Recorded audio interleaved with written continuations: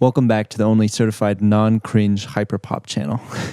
Just kidding, this one's cringe too. One piece of advice that I always say is remake your favorite songs. I even said it in the last video I put out. And one of the reasons why I say that is you get to learn from the very best, and you always learn something when you're remaking a song. So, I remade the song and I learned a few things. I'm gonna do a little tutorial of how I remade the song and also share the things that I learned. Enough talking, here's a snippet of the first 30 seconds.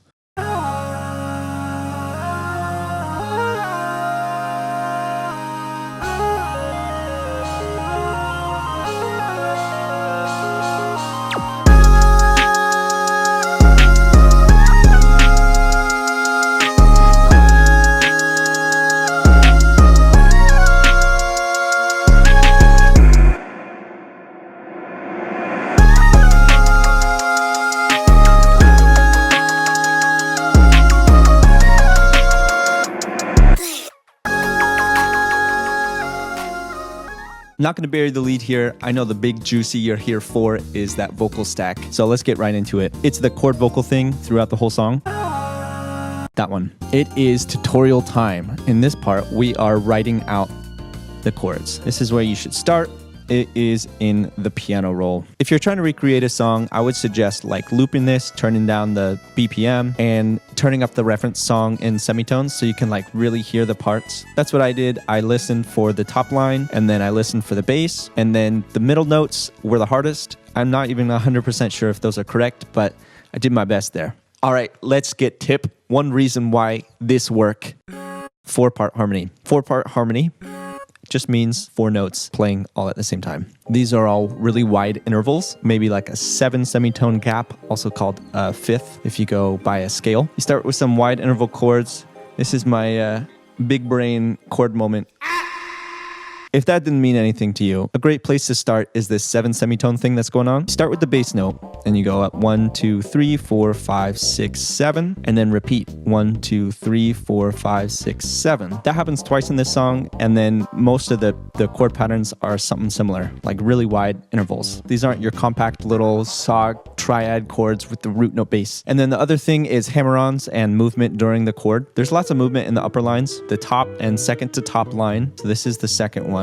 This is the top one. They're moving a lot. And the hammer-on is basically, you start on one note and then you switch to another. It's a guitar term, but that's what I'm calling it. Same with the bass. It does that a lot.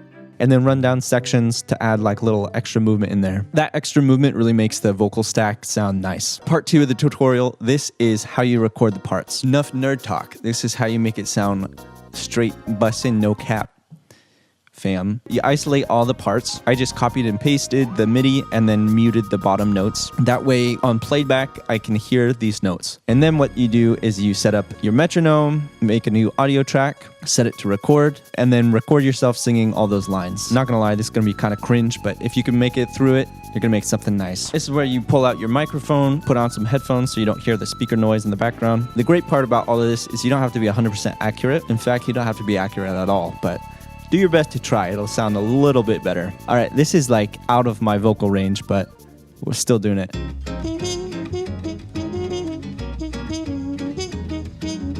After you record that, you're going to want to put on some effects. This is what I've got on mine. Shep's Omni-Channel, EQ and compression with some gain. It's just a preset that I loaded in. You can do that with any DAW effects though. Next thing I've got on is Waves Tune. It's a pitch correction plugin. Make sure you set it to target pitch because we're routing MIDI into it. How you route MIDI is you have a blank MIDI channel, no instrument on it. Then you go over to the routing section, find the channel you need to route it to. In this case, it is cringe.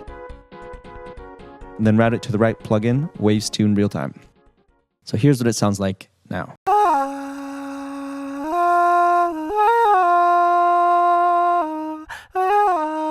Then I've got OTT, before and after.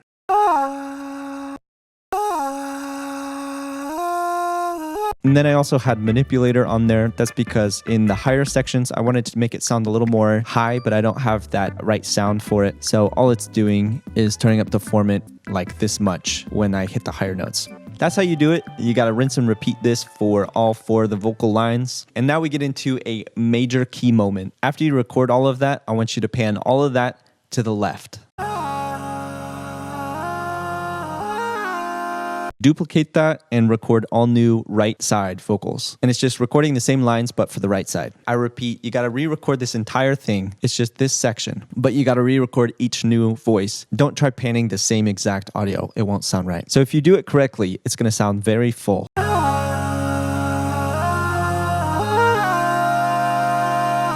In fact, it might be too full. And you can check that with a free plugin. That's right, free plugin.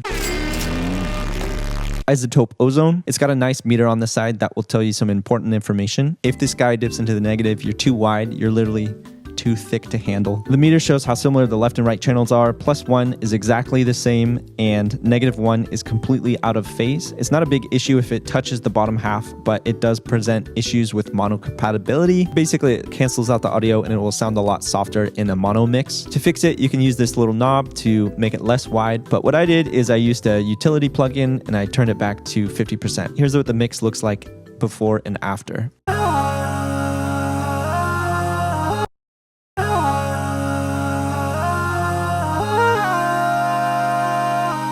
All right, it's time for the third part of the video. That's the stuff I learned in this remake. But the first thing was you don't need a ton of stuff for like a build-up. This one just used a crash, a zap sound, and just one new lead.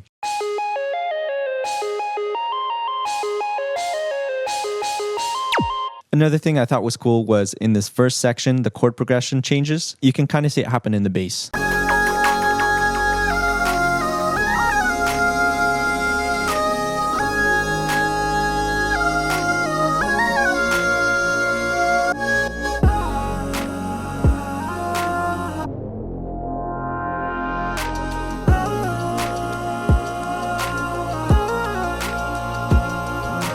Yeah, it made a lot of suspense with holding this one note. And I also really liked the stuff that was going on with the filter, the unexpected low pass dip.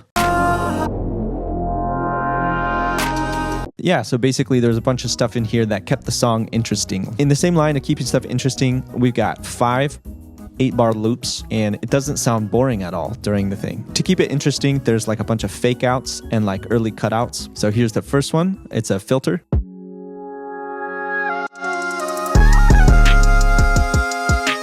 And here's one with the pluck.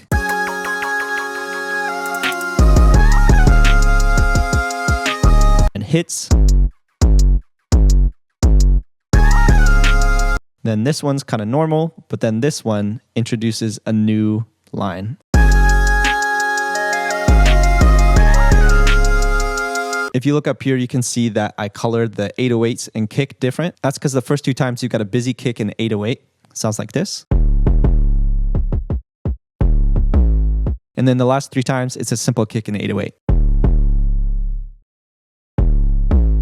I thought it was nice. It changes up the drums a little bit, but it doesn't sound too different from what was before. And to finish up, I want to outline the small changes every 8 bars, especially at the ending. Here's the pluck. It's not repetitive at all. It's not like playing the whole time. It's just in small instances. Keep them wanting more rather than feeling like they got too much. Here's what I've got going on for the pluck. I layered 2 different instruments. The first is pluck broken from the Cute and Stuff pack.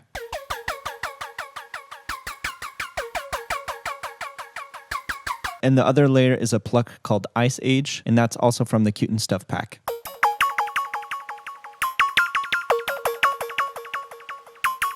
I put those in a group and put some effects on it. The first is RC20 with some digital distortion. This is a before and after.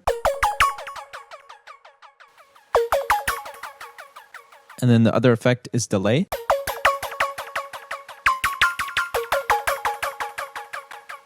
There's also the outro lead. It sounds like this.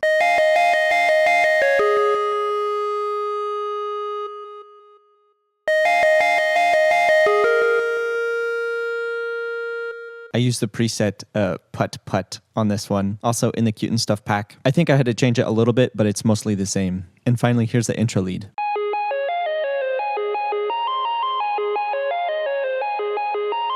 For this one, I also used a preset from the Cute and Stuff preset pack. The main part of the sound is just a square wave with some slight pulse width modulation. And then I also put a bandpass on it. Here's a before and after.